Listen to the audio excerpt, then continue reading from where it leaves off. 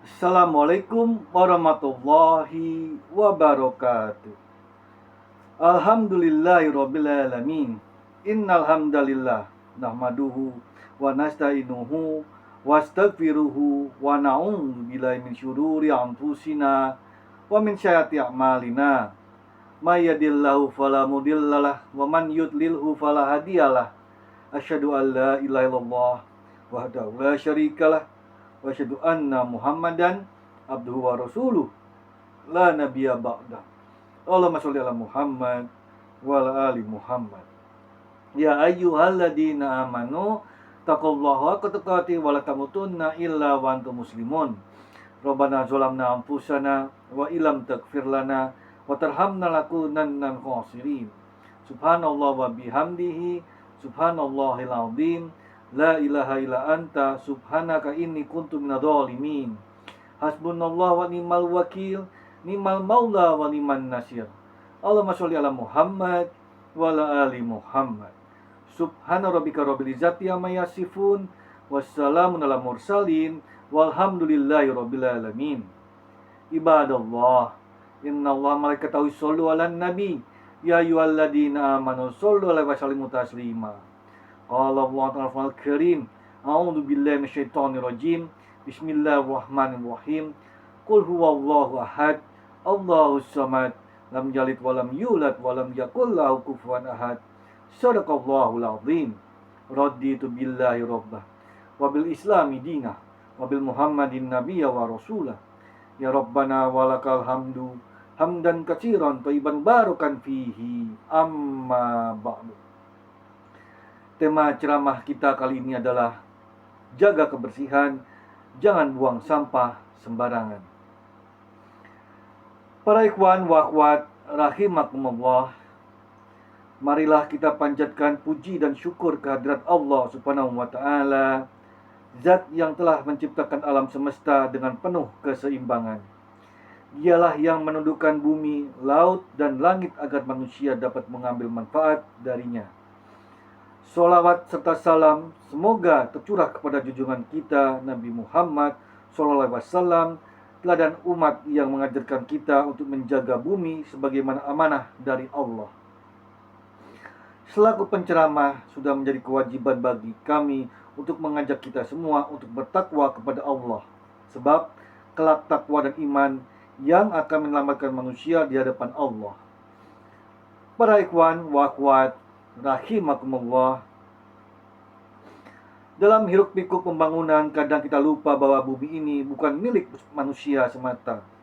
Ia adalah amanah, sebuah titipan yang harus dijaga, bukan semata untuk dieksploitasi. Sejak lama Allah telah memperingatkan manusia agar tidak menjadi perusak di bumi.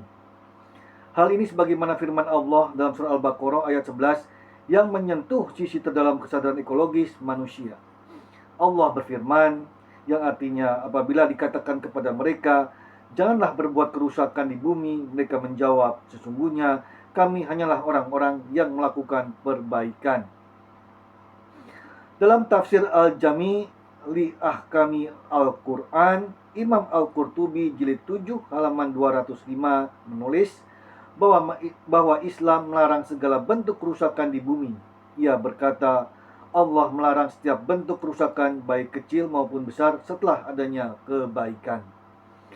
Lalu Imam Qurtubi dalam Al-Jami' li Ahkami Al-Quran jilid 7 halaman 205 melanjutkan dengan menukil penjelasan Ad-Dahhak, seorang tabi'in yang menyebut larangan merusak bumi ini termasuk mengotori fasilitas umum, mengotori sumber air, dan juga menebang pohon di hutan. Sebab perbuatan ini akan berdampak buruk pada kehidupan masyarakat. Jangan mengotori sumber mata air dan janganlah menebang pohon yang berbuah hanya karena ingin merusak. Para ikhwan wa akhwat rahimakumullah, jika kita analisa sejak 14 abad yang lalu, Islam sudah berbicara tentang kelestarian lingkungan dengan air dan pohon, dua sumber kehidupan yang kini menjadi korban peradaban modern. Dalam konteks hari ini, ayat dan pendapat Imam Qurtubi di atas menjadi peringatan ekologis yang relevan. Fasad fi al-ard, kerusakan di bumi, sikap memperlakukan alam tanpa etika, tanpa rasa syukur. Para ikhwan wa akhwat rahimakumullah, salah satu bentuk kerusakan yang dibuat manusia di bumi adalah membuang sampah sembarangan. Ironinya, perbuatan ini nyaris dianggap sepele, bahkan dijamak dilakukan masyarakat Indonesia. Misalnya seorang pengendara motor membuka bungkus makanan, lalu melemparkannya ke jalan umum tanpa rasa bersalah.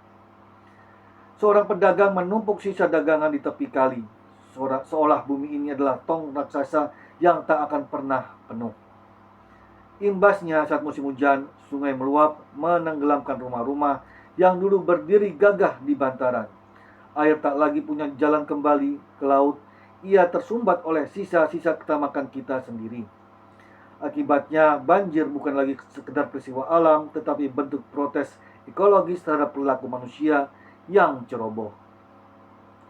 Para ikhwan wa akhwat rahimakumullah, berdasarkan data, Indonesia termasuk negara yang darurat sampah. Berdasarkan data Kementerian Lingkungan Hidup dan Kehutanan Republik Indonesia SIPSN 2024, timbunan sampah nasional mencapai sekitar 34,8 juta ton per tahun dari 328 kabupaten kota, dan sampah yang tidak terkelola mencapai kurang lebih 23,24 juta ton atau 66,78%. Artinya 2/3 sampah belum tertangani secara layak. Untuk sampah plastik di Indonesia juga tak kalah mengkhawatirkan. Laporan The World Bank menyebut bahwa Indonesia menghasilkan sekitar 7,8 juta ton sampah plastik per tahun, dengan 3,2 juta ton diantaranya dikategorikan sebagai mismanaged atau tidak terkelola, dengan sekitar 1,29 juta ton berakhir di laut. Sampah tersebut dibuang di laut. Selain itu, sekitar 10 miliar kantong plastik setara dengan 85.000 ton dibuang ke lingkungan setempat setiap tahunnya. Sampah plastik yang tidak terkelola ini juga telah mencemari sungai dan laut di Indonesia. Para ikhwan wa akhwat rahimakumullah, lantas tindakan apa yang bisa kita lakukan bersama sekarang? Langkah ini sejatinya penting untuk menanggulangi atau mengurangi sampah di Indonesia. Setidaknya ada beberapa langkah yang kita bisa lakukan sebagai bersama. Pertama, menyadari bahwa larangan untuk membuat kerusakan di bumi, termasuk membuang sampah sembarangan, bukan hanya teks atau nas, tetapi panggilan action.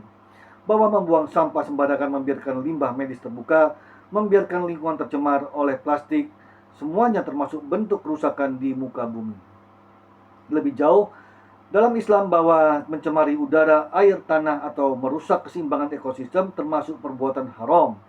Dalam fikih, tindakan ini tergolong jinayat, tindak kriminal yang melanggar hak manusia, juga hak makhluk lain dan bumi yang menjadi amanah bersama. Mengapa Islam begitu keras? Karena pencemaran yang membahayakan manusia dan alam adalah bentuk pelanggaran terhadap prinsip dasar Islam, al-maslahah atau kemaslahatan, dan al-mizan atau keseimbangan. Dalam pandangan Islam, keadilan tidak berhenti pada relasi sosial, tetapi juga mencakup relasi ekologis. Merusak alam berarti merusak keseimbangan yang Allah ciptakan dengan penuh perhitungan. Bahkan, jika kerusakan itu menimbulkan dampak, pelakunya wajib mengganti atau dihukum. Ada tanggung jawab moral sekaligus hukum yang melekat. Sebab dalam Islam, dosa ekologis tidak berhenti pada kesalahan spiritual. Ia menuntut penembusan sosial. Sebagaimana dijelaskan dalam kitab Al-Mawahib, Al-Saniyah, Syar Al-Fawaid, Al-Bahiyah, yang artinya frasa la dahar wa la dihar, bermakna tidak diperbolehkan melakukan tindakan yang merugikan terhadap seseorang dalam kepemilikan atau manfaat yang ada di bawah kekuasaannya. Tidak dibolehkan bagi siapapun untuk merugikan saudaranya sesama muslim. Para ikhwan wa akhwat rahimakumullah, langkah kedua, kurangi penggunaan plastik sekali pakai seperti kantong plastik sedotan dan kemasan di rumah, kantor, atau sekolah. Plastik awalnya diciptakan untuk memudahkan hidup manusia, tapi sekarang justru menjadi ancaman bagi kehidupan. Dari sendok nasi kotak, bungkus minuman instan, sampai kantong kresek, semuanya sulit diurai alam. Masalahnya, plastik hampir tidak bisa hancur. Sekali dibuat, ia bisa bertahan ratusan tahun, jauh lebih lama dari usia manusia. Ironisnya, kita hanya memakainya beberapa menit. Misalnya kantong plastik dari warung mungkin hanya dipakai 15 menit, tapi bisa mencemari bumi hingga 500 tahun. Selanjutnya, langkah ketiga, pemerintah, pelaku usaha, dan masyarakat harus bekerja sama mengatasi masalah ini. Indonesia sebenarnya sudah punya aturan seperti Perpres nomor 97 tahun 2017 tentang kebijakan nasional pengelolaan sampah dan Perpres nomor 83 tahun 2018 tentang rencana aksi laut bersih dari sampah plastik. Ini menunjukkan bahwa masalah plastik adalah tanggung jawab bersama seluruh bangsa. Para ikhwan wa akhwat rahimakumullah, sejogjanya mengurangi plastik bukan hal sulit jika dilakukan bersama. Setiap langkah kecil, membawa tas belanja sendiri, memakai botol minuman ulang atau tumbler, atau menolak sedotan plastik bisa memberi dampak besar bagi bumi. Mari mulai dari diri sendiri, karena masa depan lingkungan bergantung pada tindakan kita hari ini. Demikian, syukran, barakallahu lakum fil Qur'anil azim, jazakumullahu katsiran, wabillahi taufiq wal hidayah, ihdinas siratal mustaqim, wallahu muwaffiq ila aqwamit thoriq. Wassalamualaikum warahmatullahi wabarakatuh.